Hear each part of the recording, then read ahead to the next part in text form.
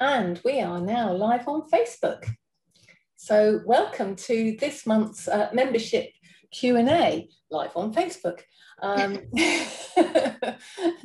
here with Amanda and Nina this evening. I don't know why I'm waving at you. Because you have to wave. Because we have to wave, we're on Zoom. Yeah. Exactly. Yes, here we go. We're hoping that somebody might turn up. If not, it's going to be really short, and we'll all go back and have our dinner, or we'll spend the rest of the evening whatever we were going to do. Nina, let's go out. And we're being joined by Hamish as well. Hello, Hamish. Sorry. So nobody's with us on Zoom. There may or may not be anybody with us on Facebook. So one person watching, although that might be me. Or Nina. Or Nina. Can you give me the URL, because I cannot find it anywhere. I'm on the page. Don't worry about it, because if Amanda is on it, then okay. Bearing in mind that we are on live on Facebook now. Amanda's there.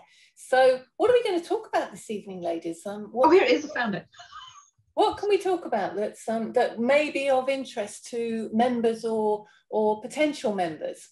I think genuinely we should start with the conference, because we haven't had this since conference. So I think we should talk about how amazing the conference was and the success of that, and going into next year.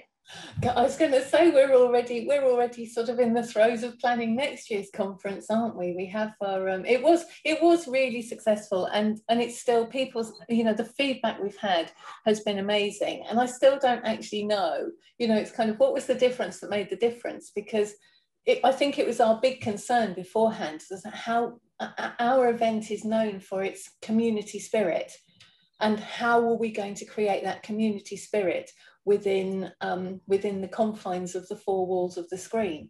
And we seem to do it. I know Shannon took some stats immediately after the conference, and I think at the time there were over 18,000 messages had been exchanged during the time that the build up to the conference, and actually during the 3 days, which is just incredible. I don't think I did it many, if any, of those messages. So it's just amazing that the NLP community has that much to say to each other. It's lovely. And Karen, as the CEO of ANLP, and obviously you've run conferences for the last few years live, face to face, all the rest of it. What do you think this year virtually? What do you think that added to the conference this year? I think the main thing that we've got a lot of feedback on as well, is the fact that the presentations, that once we'd edited the recordings, which was a bit of fun in itself, once we'd edited the recordings and put them back onto the conference platform, they're there for 6 months for everybody else. For those who had conference passes, they're there for them to watch for the next 6 months, which is brilliant, because we run 6 streams simultaneously. So everybody can only be at one stream at a time, so they get to watch the other 5. And I think from our perspective as well as the organisers, it's the first time we're actually going to be able to watch the presentations. Yes, absolutely. So I did 4 years. Yeah, exactly. The first time we've actually been able to do that. So it's brilliant that we get that opportunity as well. I know we've got sort of marking our card. I've seen all of them kind of from an editing perspective already. And I have to say there's some quality stuff in there, which I've never known in the past. We kind of, we choose the presenters and keep our fingers crossed. Obviously we do a lot of due diligence on them beforehand, but we never actually get to experience the presenters at the live conference, do we, Nina? Because we're normally... No. Running around in the background, running around behind the scenes. Exactly. And so we're totally reliant on the feedback from the delegates. So it's really wonderful this year that we can and are and will be watching the presentations for ourselves. And you don't have to choose either. You don't have to go, I'm just going to see this one. You can watch all of them. We can watch all of them, exactly. A smorgasbord of delectable things for our entertainment over the next 5 months now. I can't believe it's a month has gone already. This time last month we were actually in the throes of closing down the conference, weren't we? 16th of May. So how time flies. But yes, so yeah, we're already, as I said, we're already in the throes of next year's conference as well. So as you know. So talking of next year, obviously at the moment, as we've been sharing on social media, presenters can submit their proposals for next year, can't they? So when is the deadline for that, Karen? It's not 30th of June, so not long now. 2 weeks today. 30th of June is the deadline. We've had various emails. We get emails and all sorts of things.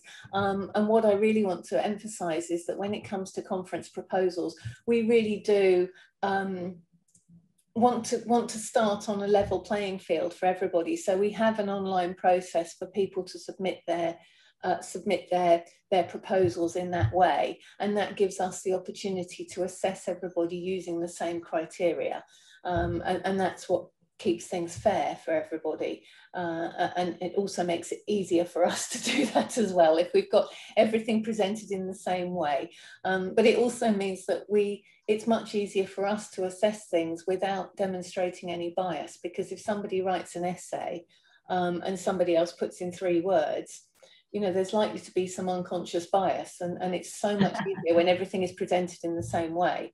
When we get our program team together, that will be great. I'm slightly confused because I've just let Selena in the room, but I can't see her. No. Selena, are you here? Oh, yes, I am. How are you all? Yes, good, thank you. I think I must have, during the conference, I changed something on my settings, and so now I can't see people who haven't got their video on. So I thought, where are you? So welcome, Selena.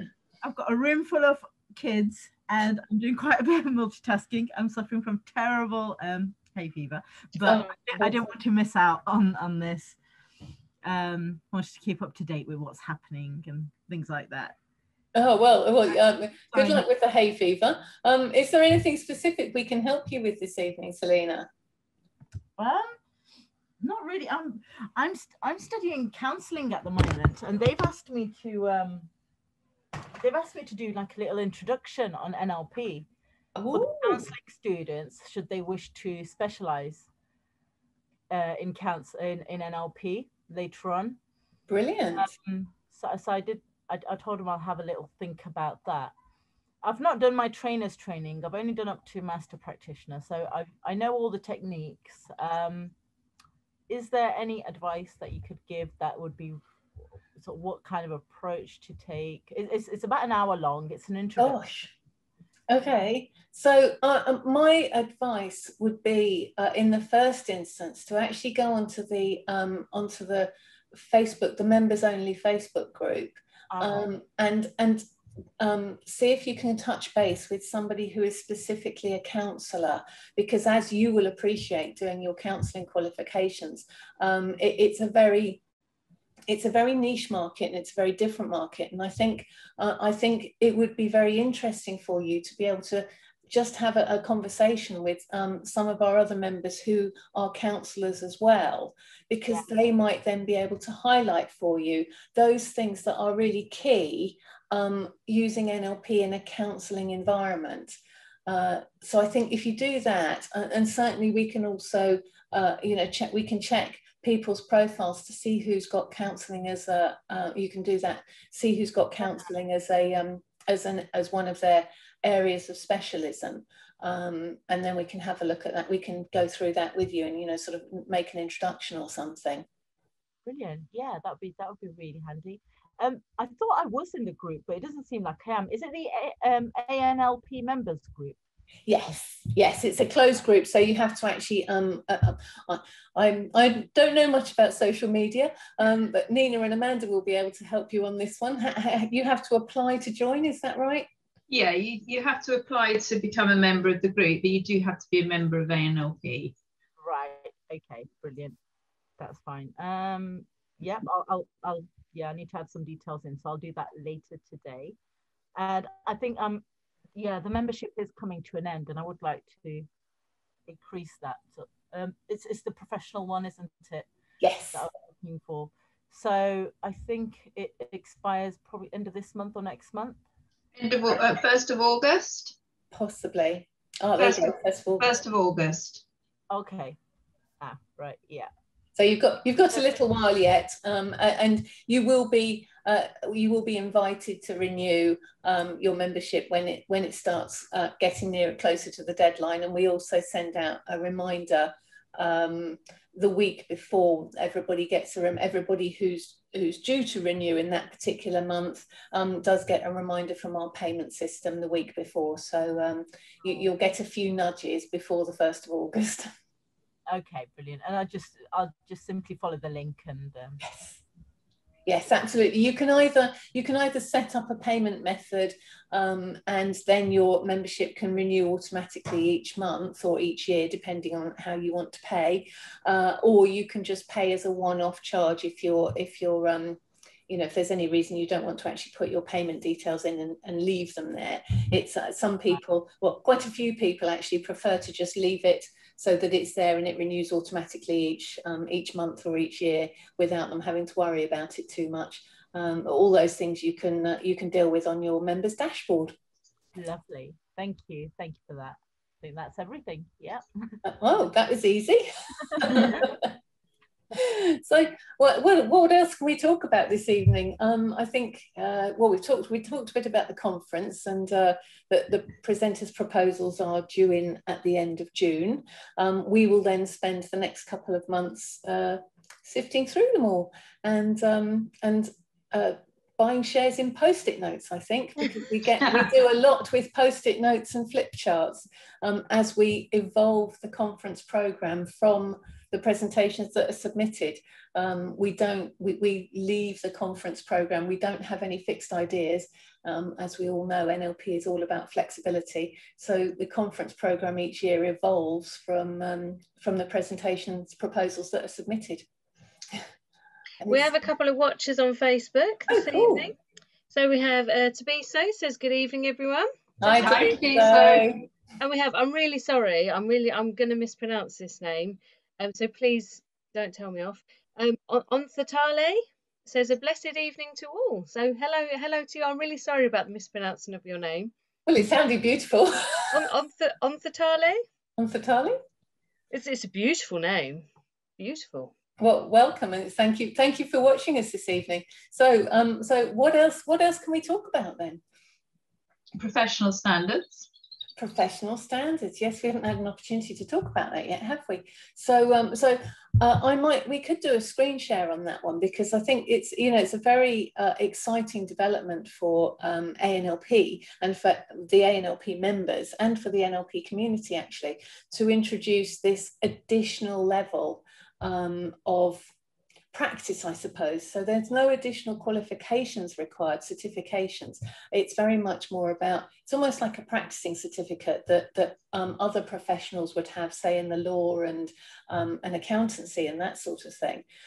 So we introduced this professional standards module to encourage people to take those extra steps once they've done their practitioner training. So everybody who's a member can apply for the professional standards. It comes in 3 flavors, bronze, silver and gold. And there are different requirements for each of those levels, which I don't remember off the top of my head. However, if I were to, I've actually logged in. We have a couple of, actually it's a couple of our pets that are members of ANLP, because we quite often need test profiles to be able to demonstrate. We do make it clear to the general public that these are test profiles and these people are not real members. However, it's quite useful to have them on board, even when we need to test things and we've forgotten how something works. From a member's perspective, we can log in as one of the cats, and then we know what we're doing. So I'm going to share Bumble's profile. Bumble is the cat's name.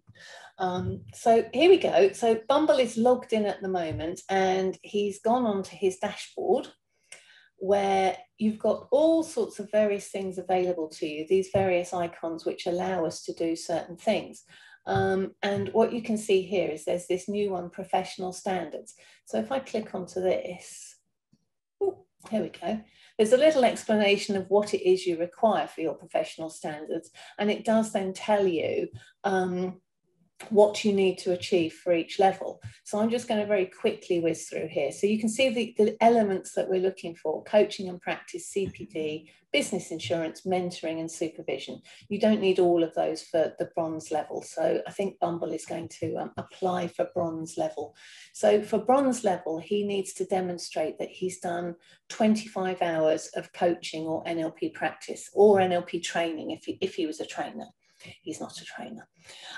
So what you can then do is you can upload these. So for training hours, it's a good idea to either create a spreadsheet or what else could you do? Actually, you can't actually accept a spreadsheet. So if you did it as a spreadsheet, you'd have to turn it into a PDF, a document. What some people have done is they've actually photocopied or scanned the pages that are in their diary. Or if they're a trainer, they've taken a screenshot of their Outlook calendar so that we can see what days that they've been practicing. It's helpful from our perspective if you can give a summary of those hours. We have sat there in the past going through people's diaries with calculators. Very interesting it is too. To make sure we've got enough hours. So I'm just going to put in here, we're going to put hours. And I'm going to say that we've evidenced. So you can type into here, there's anything up to, because 100 hours. So you might end up adding more than one piece of evidence, which is absolutely fine. But you then evidence, well, this piece is for 10 hours, and then you'd add another piece for 15 hours, which adds up to 25. I'm going to do 25 in one go just to make it easier. And we are going to let me see. So I've got some professional standards test data here. Oh, here we go, coaching hours. So I'm going to upload the coaching hours.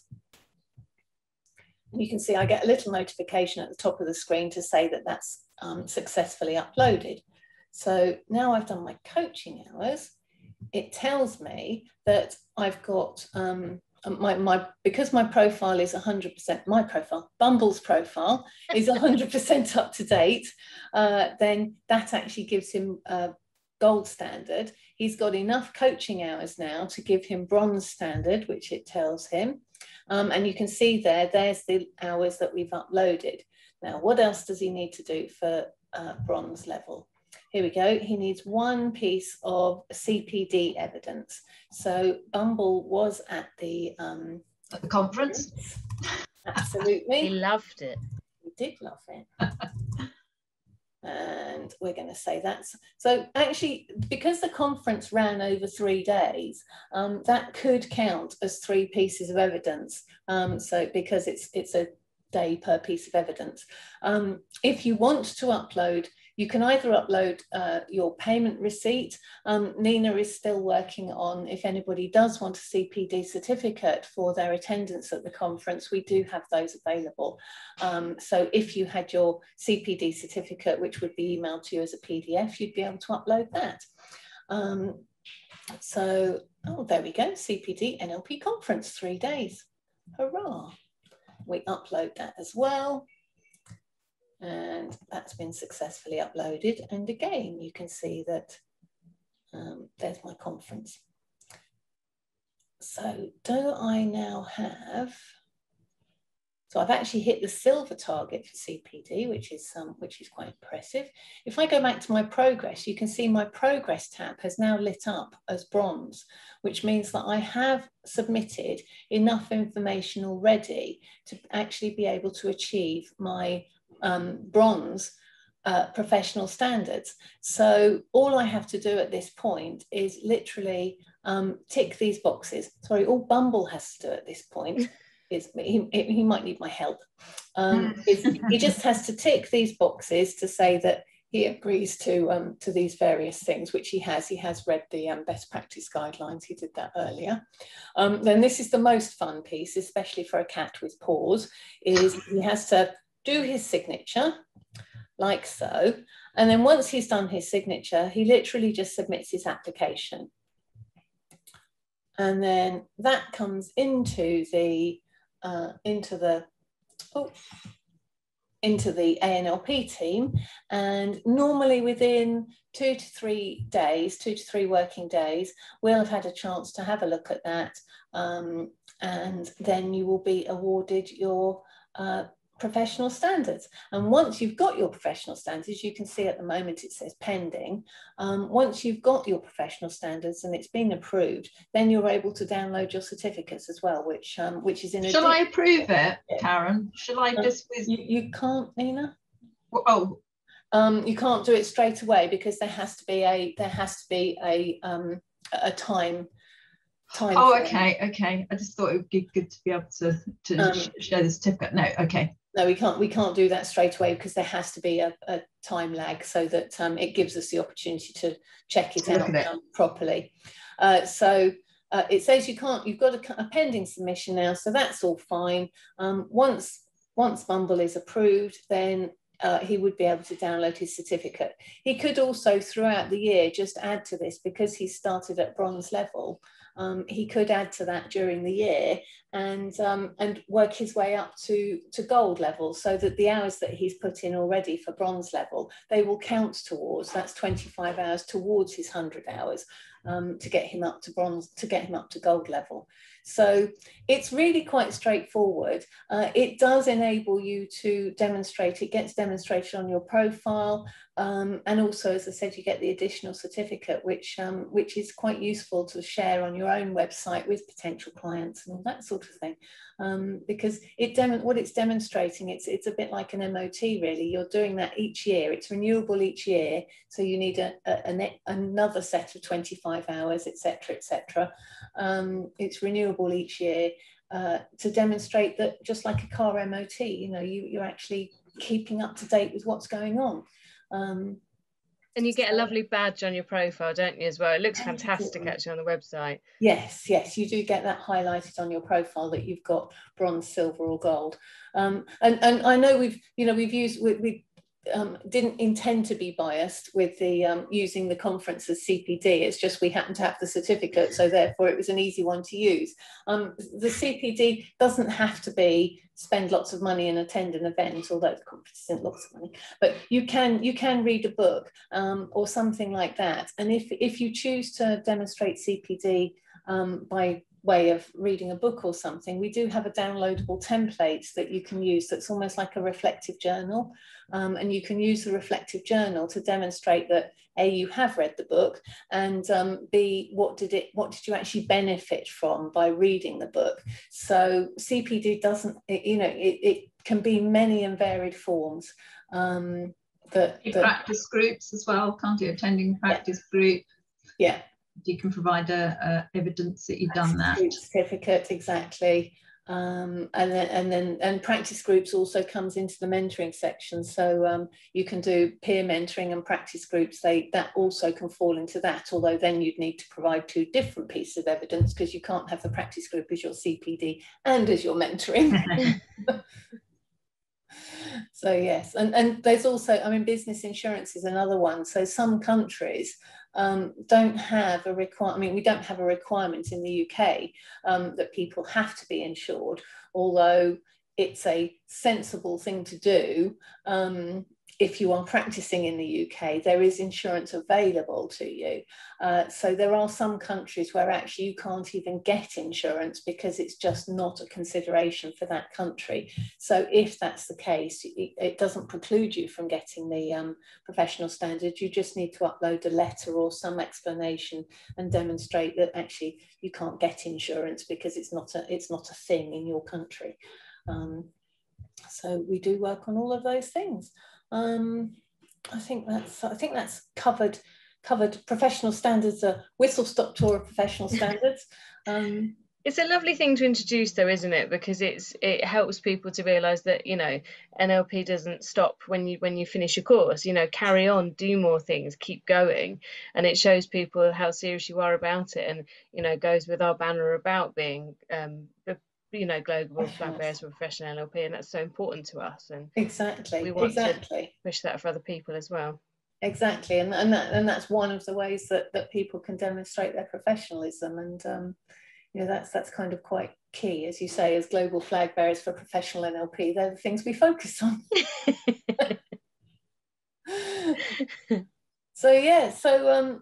I'm trying to think what else we've got. What else we've got in the offing? What else we've done recently, apart from the conference, which kind of took a lot of our focus and time. We're catching up with everything else since then, aren't we?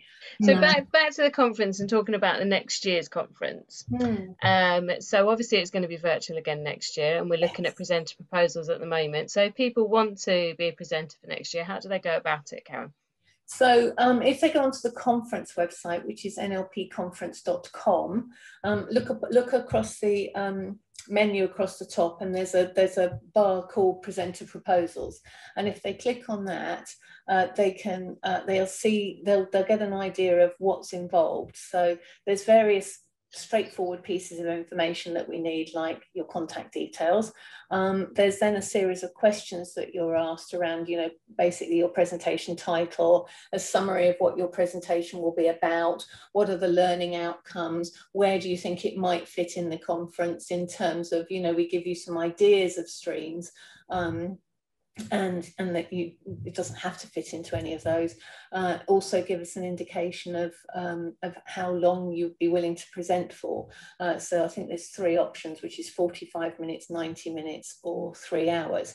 A tip is that if you put 3 hours as your first choice, you're less likely to get selected, because obviously with the conference only lasting 3 days and we have the masterclass on the Friday, if we were to accept all 3-hour presentations, there wouldn't be much choice for people.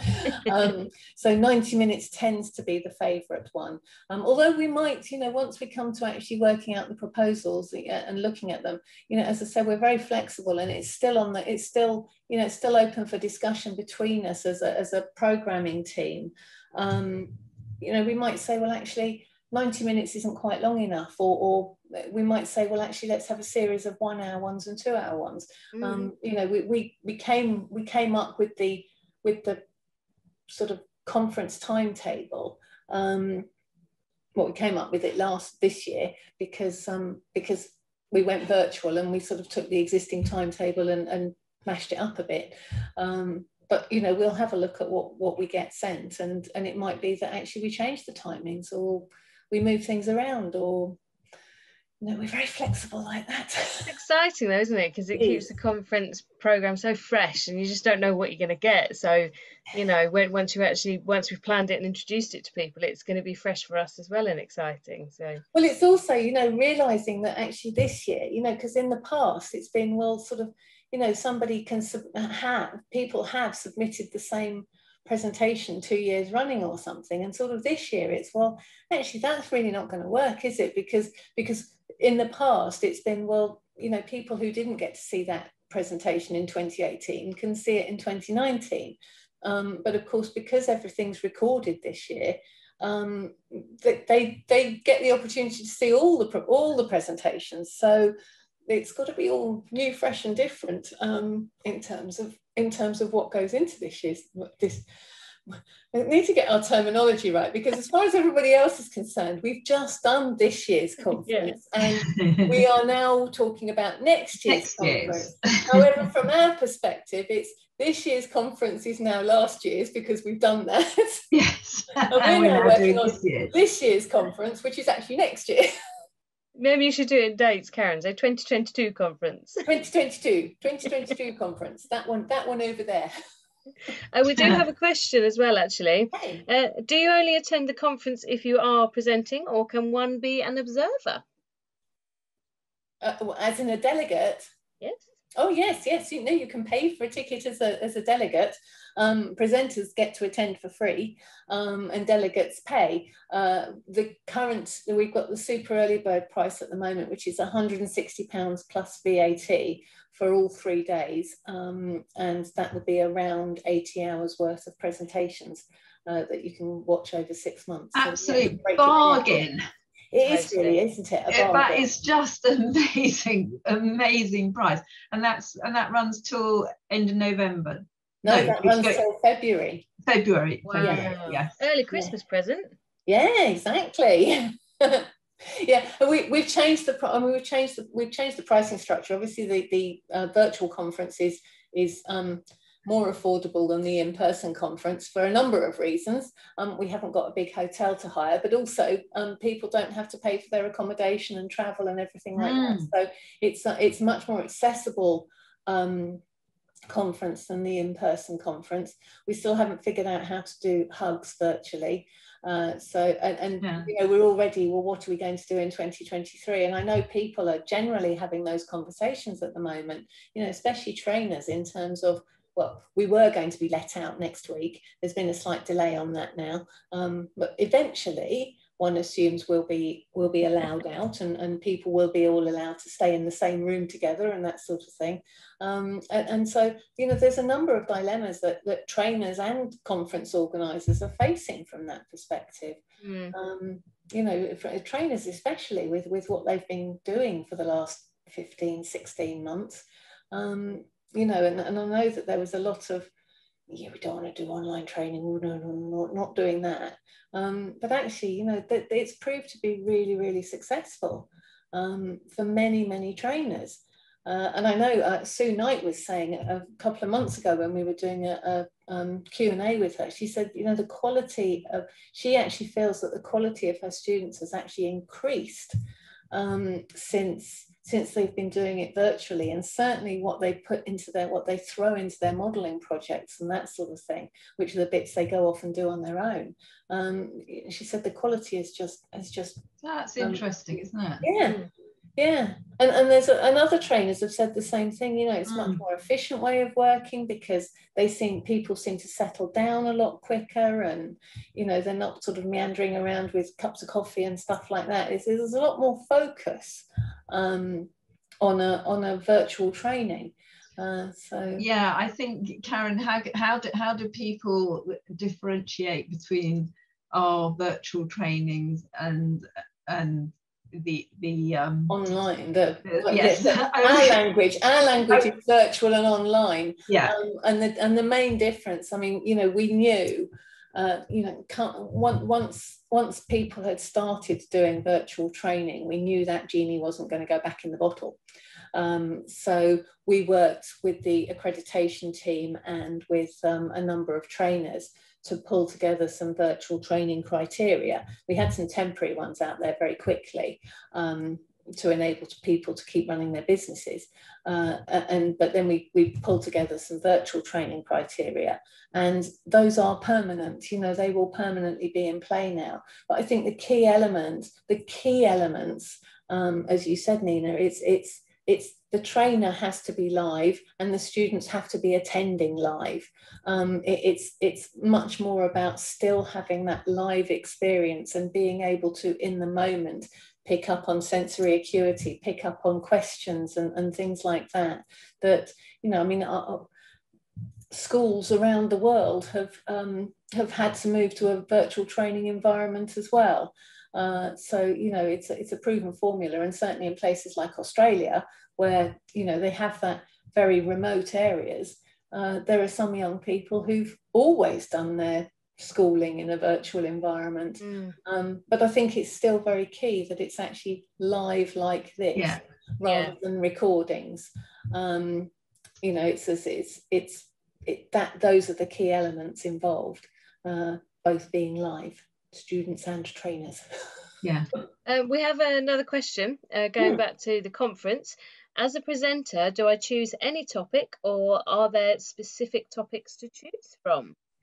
You choose any topic, and we build the conference around the topics that are submitted, which is why there's many post-it notes and flip charts involved, because the first thing we do come the submission deadline is every single presentation gets put on a post-it note, and then we've all read the submissions individually. We get some external. It's not just us that are on the screen at the moment. You know, we have some other trainers, basically, people who have not submitted a proposal themselves, so that there's no conflict of interest. We pull in another couple of trainers to help with this process. And then we literally sit there with sort of like a grid on a flip chart, and all this matching up. We're matching up. Well, this could, this sounds like it's very similar to this. If 3 people have put in a topic around MBIT, say, or clean language, then we'll group those together, because it's unlikely that we'd have 3 people talking about clean language. It was something that was suggested actually recently, that maybe we did have a whole stream that was about one topic, like embraining or clean language or something like that. However, we said, how we could, the presenters would all have to collaborate and ensure they're not all talking about the same thing. Yeah. So it will probably be that we would group things together in terms of well, those all sound like they're a similar topic, and sometimes as a potential presenter, you can submit more than one. You can submit 3 proposals on one form. I think that's right, isn't it, Amanda? Yeah. And you can submit more than one form, as far as I know, especially if you've got more than one email address. I don't know if you can do it from the same email address, but that's the point. Is it doesn't mean to say that you will be accepted for 6 proposals. That too would be a bit challenging. However, it does, NLP presuppositions, choice is better than no choice. And if you do put in more than one proposal, then it gives us more choice. And it means that we are able to say, well, actually that one would fit really well into that stream, or there's a theme developing for a stream. We did discover that this year, because we had to completely swap around the original program, the streams didn't end up being streams in the same way, as in we didn't have sort of like a psychotherapy stream and an advanced NLP stream and that sort of thing, because it's part of it is dependent on people's time zones. You can't have people who live in the States presenting at 8 a.m. in the morning. That would be a bit challenging for them. So we tended to sort of move things around a bit and give due consideration to where the presenters were attending from. But yes, there's all sorts of things. We've learned some really good things from last year's conference. We did a series of Facebook Lives with presenters last year, which was brilliant. And we said, we'll carry that one on again. And the other thing that we did, moving, with the awards, was we did interviews with all the finalists, which was wonderful, because it just brought to life what they were doing. And I was moved to tears on at least 2 occasions. I think we might have all had a little weep. We don't do those live. But it was a lovely way of recognising the people that had deservedly won the awards, as well as, and the people that were nominated, to have that recognition still, even if it wasn't an actual award ceremony. It was so lovely, and they were so moved by it, and there were lots of tears, I think. Absolutely. And what was really helpful with doing it, not that we intended it to be like that at the time, we kind of were, we were feeling our way through the process, like many people have had to do in the last year or so.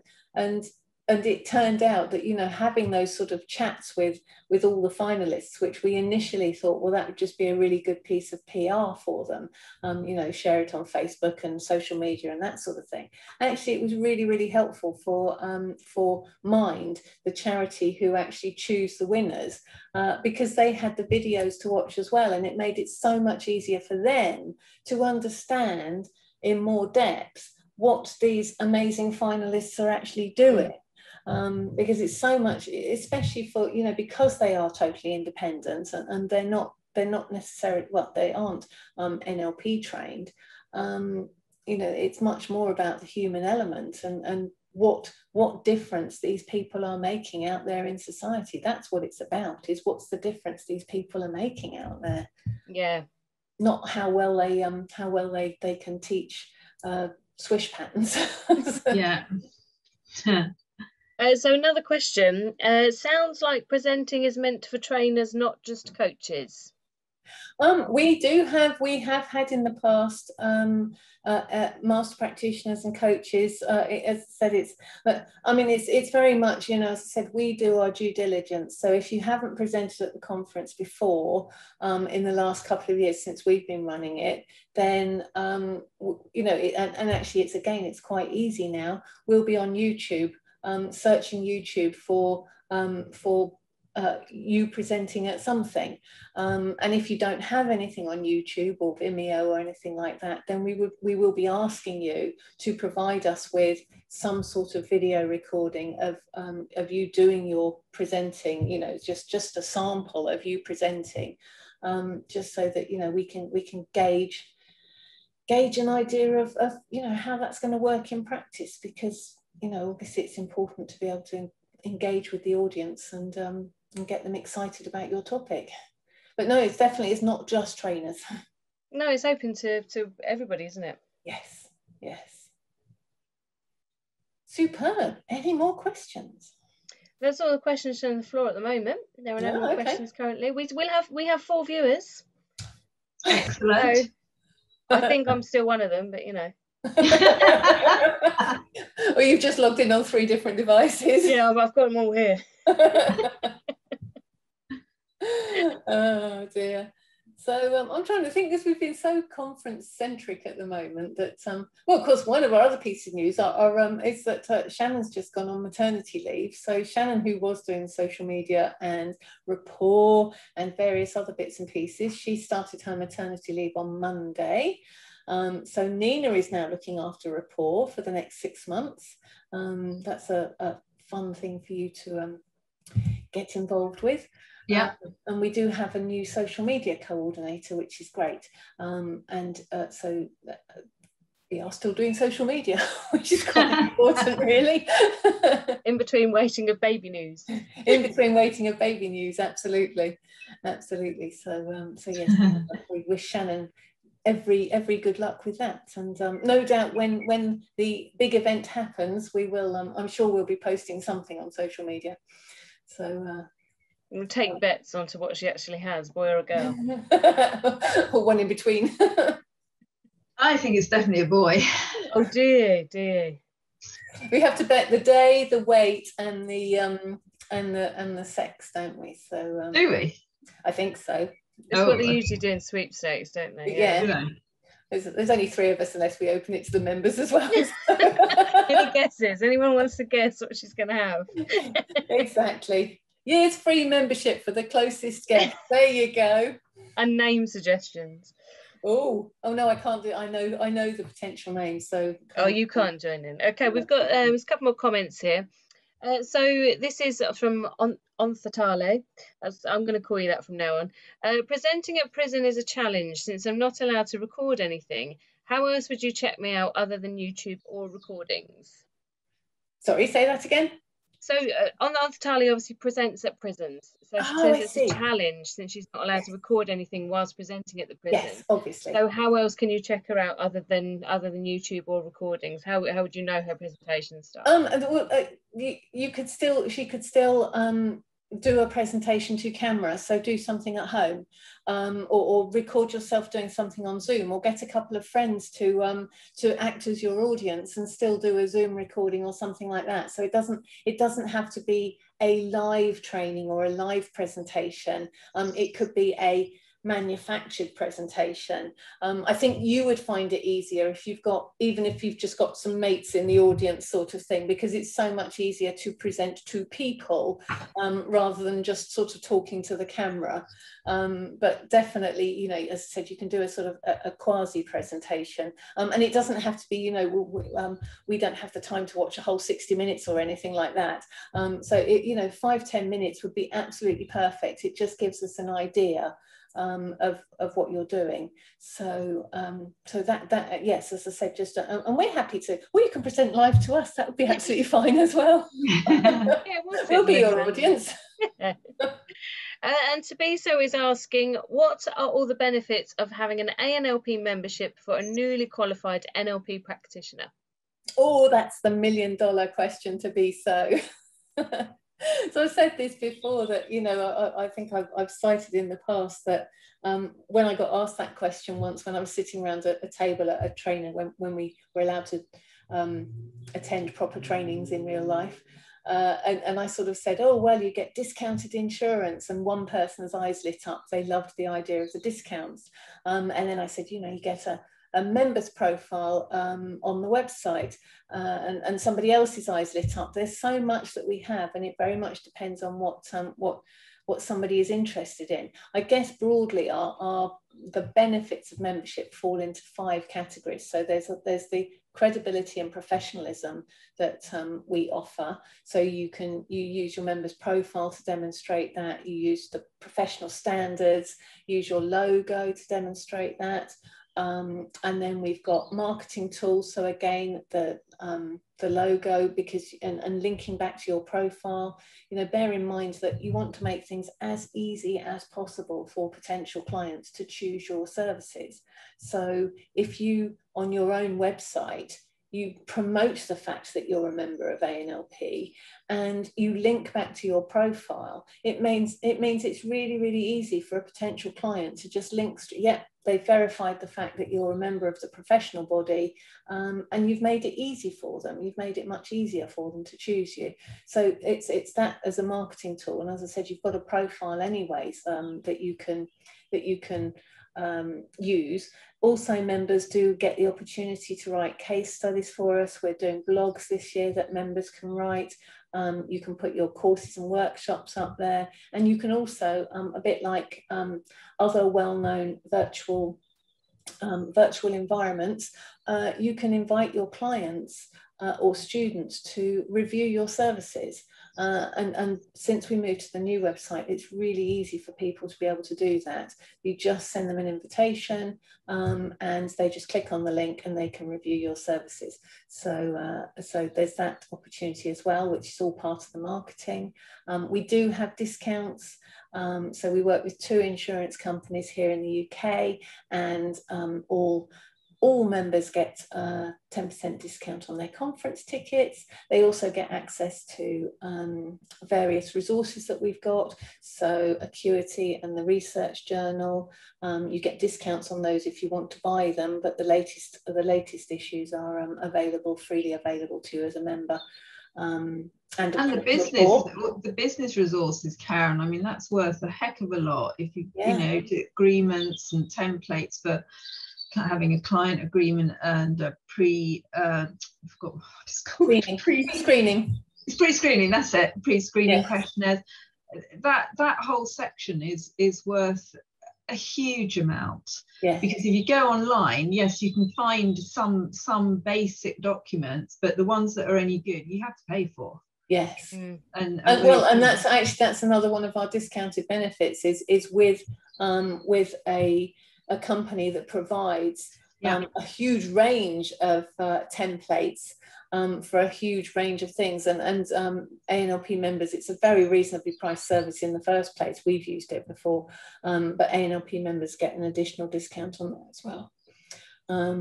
So Rapport magazine. Yeah, there's Rapport, which we talked about. Here's a copy that I prepared earlier. There we go. So there's our conference issue that we're currently working on, the summer issue. So every member gets that as a PDF. Well, it's a fancy PDF because you can turn the pages on it when it's on the screen, and you can elect for a small additional monthly or annual fee. You can elect to actually have the printed issue sent out to you, and that again is worldwide. You know, it's wherever you are in the world, we will send you a copy if you elect to have one. So and the community meetings. Oh yes, just a bit I always forget is the community element. The community element of ANLP. So Amanda, do you want to tell us a bit about the various community meetings apart from this one? I was going to say this right here. Welcome to our community. But no, the community meetings are held every Monday evening. Karen runs them, and I'm not sure how many companies would be able to talk directly to the CEO of the company every Monday evening and ask them anything they want. So already that's, to me, is just a massive benefit that, you know, I can pop in on a Monday and talk to the CEO of a huge company. So I think that's brilliant. But the community meetings are every Monday at 6:30 on Zoom, and it's a chance for people to connect, talk to each other, meet other members of the community. I was talking to somebody today about reaching out and connecting because she's very new to the community and is not sure where to go next. So I was talking to her and said, come in and talk to people. You don't know what connections you're going to make. All these new projects have come out of it, and new friendships have been formed. Book reviews. We have book reviews with people. Oh yeah, we've formulated a little book club, haven't we? So I think it's the community meeting. I think it is a huge resource, and one that should never be undersold. Because I think it's a massive thing that you offer we offer to the community of ANLP, and say, come and talk to us, have a glass of wine, have a chat, ask us anything you like. Absolutely. And have a social as well, because it's, you know, you can still make connections even if it is online. And everyone is different. I mean, they're different to this because, you know, we're kind of Facebook Live at the moment, so there's certain things we have to talk about and promote. But you know, the community chat is literally a community chat. It's we call it our community cafe, and we never know what's going to come up week on week. There have been weeks where we've had some very, very serious discussions about interesting challenges. We have got a bit of a book club going now with recommended reads. And there was one particular one that still sticks in my mind where I think we just laughed from start to finish. We're just crying by the end of it, just having a seriously funny giggle. And we've also managed to teach some of the members what to do with their using those, what do you call it? I've forgotten what they are now. Those little things that you can do on Zoom, where the little profile things, so we can make ourselves look like frogs or mice or whatever. Remember we did that in one of the sessions, and everybody, I think that was a pre-conference one when we just didn't need to be talking about anything serious. So we were playing with all the facilities on Zoom to see what we could do with them. Oh, how funny. Can't remember where it was now. I'll see if I can find one, if I can remember where they are. Oh, I know, it's on the video, isn't it? I can't remember what they're called. They're not emojis, They're are they? The video filters. Oh. So obviously 3 very technical people in yes, this. Exactly. Oh, they've got new ones. Oh, there we go. You look excellent, Karen. Thank you very much. Now I've got to work out how to turn it off. Oh, there we go. So there you go. There's a little Zoom lesson in there somewhere down the line. Tabiso is saying great connections have come out of those sessions. We even learnt Italian. We have learned Italian, yes. We've done a bit of Italian. Wowzers. We've been really lucky on a couple of occasions to be joined by, well, we're certainly joined by people in different countries. We have had some of the very famous NLP people who've joined us on occasions, and we've had a bit of a sort of training slot, which has just again randomly happened out of nowhere. Frank joined us on one occasion, Frank Vucelik, and on a couple of occasions, and we got some insights into some of the work that he's doing. And the COVID-19 resources that are on the website, they actually completely evolved out of the first community chat that we had, when the people on the screen were just saying, wouldn't it be really great if we could do something to help help society with this? You know, we were sort of newly about to go into lockdown and everything, and nobody knew what was happening. And it was purely that idea sprang out of the first community chat, and we made it happen. Largely, I mean, you know, we worked with our web developer and made a few things happen, but it was the community that provided all the resources that are on those things, and some of those resources are, I mean, we are going to keep those pages and repurpose them, because some of the videos and things that people have provided, they are such powerful resources for people to visit. You know, we've heard lovely stories from trainers about how they've pointed people towards those resources when somebody, you know, hasn't got time for a full session or something like that, 5 minutes before, I think one of the trainers, Emma, was saying that, you know, she pointed somebody towards there who'd got to do some exams and they didn't have time to, it was just before the exams, and they watched a couple of these videos, did their exams and passed with flying colours. Wow. And that's just from a couple of 5-minute videos that are on the website. So, you know, and as I said, it's thanks to the community. They've provided all of these. We just gather them in and stick them up on the website. But they've provided them in the first place, which is just incredible. And we've also got the section on there where people are offering free services, you know, complimentary services to, it was initially to key workers, but again, we'll be repurposing that at some point during the year, that anybody who does offer complimentary services or complimentary sessions or test sessions or anything like that, or training, then that's where it can go. And the other thing we're thinking of developing is using that in conjunction with raising money for Mind, our chosen charity, because obviously they need the financial resources, and without the awards this year, we didn't have the opportunity to raise over £6,000 for them like we did in 2019. So we're sort of thinking of ways that we can make additional money for them. And again, some of those ideas have come out of the community cafe.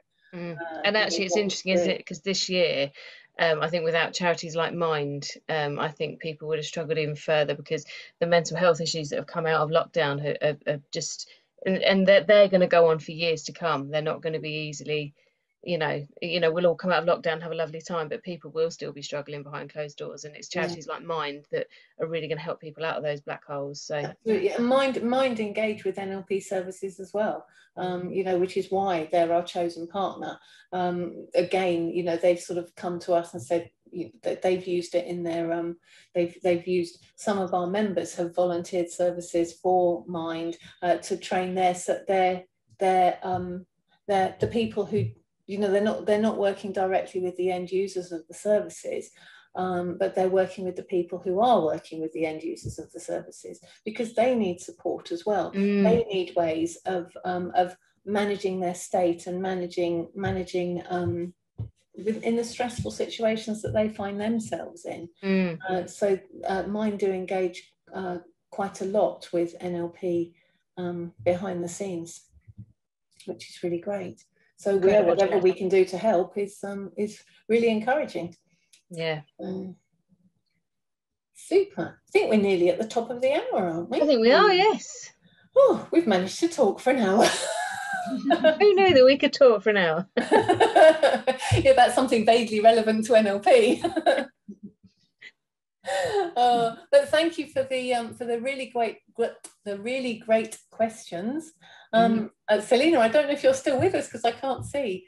I think she is. I am. Yeah. Oh, is there anything final you'd like to say or have anything to add?